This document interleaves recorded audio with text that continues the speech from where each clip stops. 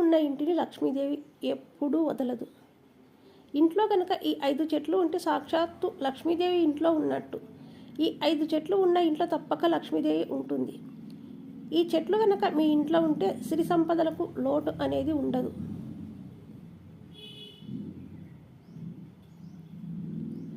ఈ చెట్లను ఇంట్లో పెట్టుకుంటే లక్ష్మీదేవి యొక్క అనుగ్రహం పొంది ఐశ్వర్యవంతులుగా మారుతారు. మరి తప్పకుండా ఇంట్లో ఉంచుకోవాల్సిన ఈ 5 చెట్లు ఏమిటో ఇప్పుడు ఈ వీడియోలో మనం తెలుసుకుందాం.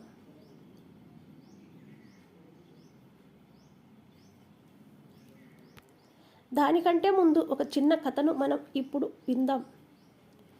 ఒక బ్రాహ్మణుడు శ్రీమంతుడు గృహంలో శ్రీ భాగవతం పారాయణం చేస్తున్నాడు. ఆ సమయంలో ఒక దొంగ ధనవంతుని ఇంట్లోకి ప్రవేశించి ఆ ఇంట్లో ఓ మూలను దాక్కున్నాడు.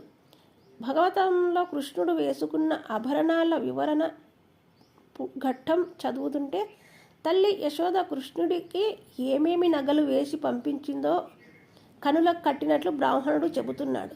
ఆ కథని దొంగ చాలా ఉత్సాహంగా వింటున్నాడు. భాగవత ప్రవచనం పూర్తి అయ్యేదాకా ఉండి బాలకృష్ణుడు కనిపిస్తే అతని నగలు దొంగిలిద్దామని అనుకున్నాడు. దానికోసం ఆ దొంగ బ్రాహ్మణుని వెంటపడ్డాడు. బ్రాహ్మణుడు దొంగని చూసి భయపడి నా దగ్గర ఏమీ లేదు అని అన్నాడు. అప్పుడు దొంగ, మీ దగ్గర ఉన్న డబ్బుని నేను ఆశపడడం లేదు. మీరు చెప్పిన నగలు ధరించిన కృష్ణుడు, ఆవుల దగ్గర ఉండే కృష్ణుడు ఎక్కడ ఉంటాడో చెప్పండి అని దొంగ అడిగాడు. అప్పుడు ఆ బ్రాహ్మణుడు ఆలోచించి, బృందావనంలో యమునా నది తీరం దగ్గరికి రోజు 2 పిల్లలు వస్తారు. ఒక పిల్లవాడు నలుపు రంగులో ఉండి పిల్లన గ్రోవిని వాయిస్తూ ఉంటాడు. ఇంకో పిల్లవాడు తెల్లగా ఉంటాడు. తెల్లటి పట్టు వస్త్రంలో ధరించి ఉంటాడు.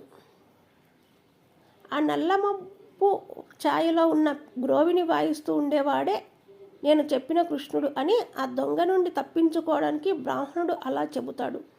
బ్రాహ్మణుడి మాటలు నమ్మి ఆ దొంగ బృందావనానికి వెళ్తాడు. యమునా నది తీరం వద్ద చెట్టు ఎక్కి కూర్చుని ఆ 2 పిల్లల రాక కోసం ఎదురు చూస్తూ కూర్చున్నాడు. ఇంతలో పిల్లన గ్రోవిని వాయిస్తున్న శబ్దం వినిపించింది. ఆ శబ్దం వచ్చేవైపు దొంగ చూశాడు. 2 పిల్లలు నడుచుకుంటూ వస్తూ ఉంటారు. ఆ అందమైన దృశ్యం చూసి వెంటనే చెట్టు దిగి పిల్ల దగ్గరికి వెళ్ళాడు. ఆ దొంగ బాలకృష్ణుని చూడగానే దొంగ మనసులో ఆనందం కలిగి అతన్ని కళ్ళెమట నీళ్లు కారగా, ఏ తల్లి కన్న బిడ్డో ఇంత అందంగా ఉన్నాడు అని అనుకున్నాడు. ఈ విధంగా దొంగ ఆలోచనలో మంచి మార్పు కలిగింది. అతను వెళ్ళి బాలకృష్ణుడు చెయ్యి పట్టుకున్నాడు. కృష్ణుడి స్పర్శ తగలగానే దొంగ చేసిన పాపములన్నీ తొలగిపోయాయి. ఎంత అదృష్టవంతుడు కదా ఆ దొంగ! బాలకృష్ణుడిని ఆ దొంగ అమాయకంగా ఎవరు నువ్వు అని అడిగాడు. దానికి కృష్ణుడు, నిన్ను చూస్తుంటే నాకు భయం వేస్తుంది, నన్ను వదిలి వెళ్ళిపో అన్నాడు ఆ బాలకృష్ణుడు. అప్పుడు దొంగ, దురాలోచనతో నిండి ఉన్న మనసు వల్ల నేను నీకు అలా కనిపిస్తున్నాను, నన్ను వదిలి వెళ్ళిపో అని మాత్రం అనకు అని ప్రాధేయపడ్డాడు ఆ దొంగ. అప్పుడు బాలకృష్ణుడు దొంగకి అతను వచ్చిన పనిని గుర్తు చేసి తను వేసుకున్న నగలన్నీ ఇచ్చాడు. అప్పుడు దొంగ ఇలా, మీ నగలన్నీ నాకు ఇస్తే మీ అమ్మ మిమ్మల్ని కోప్పడదా అని అడిగాడు. అప్పుడు కృష్ణుడు, ఏమీ కోప్పడదు, ఎందుకంటే నా దగ్గర ఇంకా చాలా నగలు ఉన్నాయి. నేను నీకంటే పెద్ద దొంగని, కానీ నీకు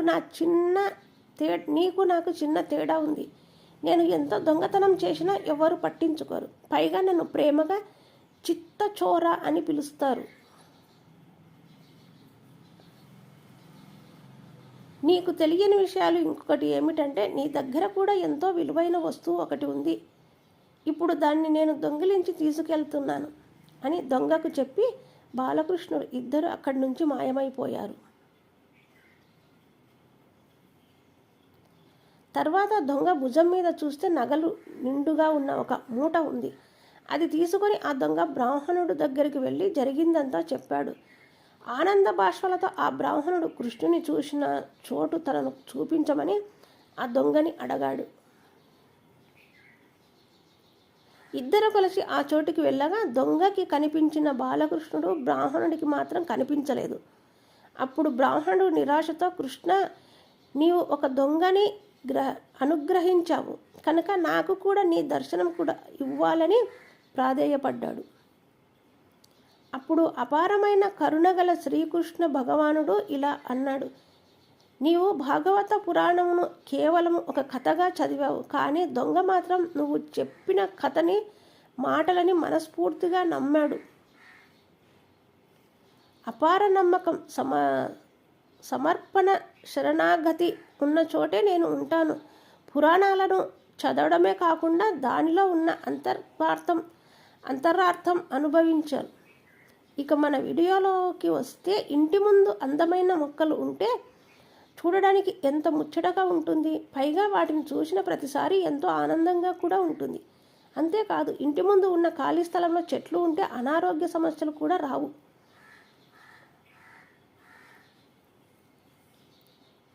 అలాగే చెట్లు స్వచ్ఛమైన గాలిని కూడా అందిస్తాయి. నిద్ర లేవగానే ఉదయాన్నే మొక్కలను చూడడం, వాటితో కాసేపు గడపడం లేదా ఆ చెట్ల కింద కాసేపు కూర్చోవడం వలన రోజంతా కూడా ఎంతో ఆనందంగా, ఆహ్లాదకరంగా ఉంటారు.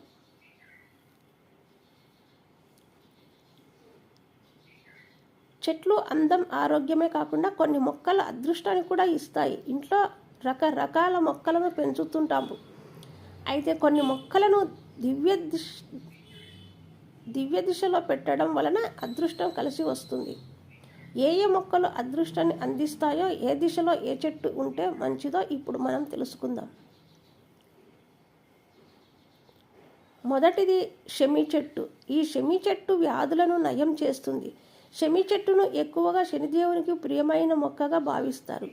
ఈ చెట్టును ఇంటి ముందు పెట్టి ప్రతిరోజు పూజించాలి. షమి చెట్టు ఇంట్లో ఉంటే వ్యాధులు, అనారోగ్యాల సమస్యలు తొలగిపోతాయి. అలాగే అప్పుల బాధలు కూడా తొలగిపోతాయని పండితులు చెబుతున్నారు.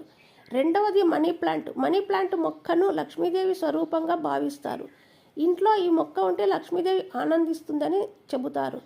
అలాగే అనారోగ్య సమస్యలు కూడా తొలగిపోతాయి. అలాగే ఆర్థిక సమస్యలు కూడా తొలగిపోతాయి. దీనిని మీ ఇంటి ఆగ్నేయ దిశలో ఉంచితే మీకు మంచి శుభ ఫలితాలు అనేవి వస్తాయి. మూడవది జాడే ప్లాంట్. గుండ్రని ఆకులు కలిగిన జాడే ప్లాంటును చాలా పవిత్రమైన చెట్టుగా భావిస్తారు. ఈ మొక్కను ఇంటి గుమ్మానికి కుడివైపున ఉంచాలి. అలాగే ఈ చెట్టు 1 మీటర్ కంటే ఎక్కువగా పెరగకూడదు. జాడే మొక్క ఇంట్లో ఉంటే మీకున్న సమస్యలన్నీ తొలగిపోయి సంపద కూడా పెరుగుతుంది. ఈ చెట్టు మీరు పనిచేసే చోట కూడా పెట్టుకోవచ్చు. నాలుగవది తులసి చెట్టు. తులసి చెట్టును లక్ష్మీదేవి స్వరూపంగా భావిస్తారు. అలాగే తులసి చెట్టు చాలా పవిత్రమైన చెట్టుగా కూడా చెబుతారు.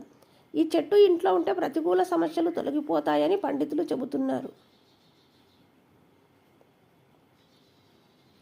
అంతేకాకుండా ఈ చెట్టు ఆకులను దగ్గు, జలుబు వంటి వ్యాధులను నయం చేయడానికి కూడా ఉపయోగిస్తారు. తులసి చెట్టు ఎప్పుడూ కూడా ఈశాన్య దిశలో లేదా తూర్పు దిశలో మాత్రమే ఉండాలి. ఇక చివరికి అంటే 5వది వెదురు మొక్కలు. వాస్తు ప్రకారం వెదురు మొక్కలను చాలా పవిత్రమైన మొక్కలుగా భావిస్తారు. ఈ వెదురు మొక్కల అదృష్టాన్ని అందిస్తుంది. అందుకే దీనిని లక్ష్మీ ప్లాంట్ అని కూడా అంటారు. ఈ చెట్టును ఇంట్లో లేదా కార్యాలయంలో ఎర్రటి దారంతో కట్టబడిన వెదురు మొక్కలను కట్టను ఉంచడం చాలా పవిత్రమైనదిగా, అలాగే శుభప్రదమైనదిగా భావిస్తారు. ఇలా ఉంచడం వల్ల మీ ఆర్థిక పరిస్థితులు, అలాగే ఇంటి సమస్యల జీతాలను కూడా పెంచుతుంది. ఇంటి సభ్యుల జీతాలను కూడా కానీ మీరు ఈ మొక్కను నాటిన కుండ లేదా కుండీలో నీళ్ళతో పాటు రాళ్ళు కూడా ఉండాలి అని గుర్తుంచు. కాబట్టి మీరు కూడా మేము చెప్పిన ఈ 5 చెట్లను ఇంట్లో పెంచుకోండి.